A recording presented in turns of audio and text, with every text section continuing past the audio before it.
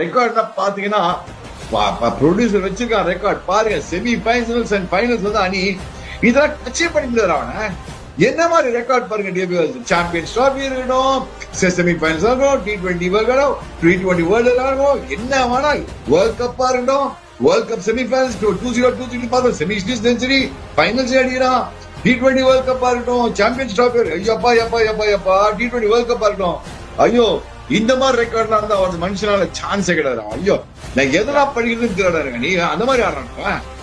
Code of white ball cricket அது நம்ம நிறைய தடவை சொல்லியாச்சு. ஒயிட் பால் கிரிக்கெட் நீங்க பாத்தீங்கன்னா கோட் வேற யாரும் கிடையாது, இவர் தான் திருப்பி காமிச்சிருக்காரு. இந்த மாதிரி ரெக்கார்ட் செமிஸ் அண்ட் ஃபைனல்ஸ்ல most runs in ICC knock out tournaments சீக்கா.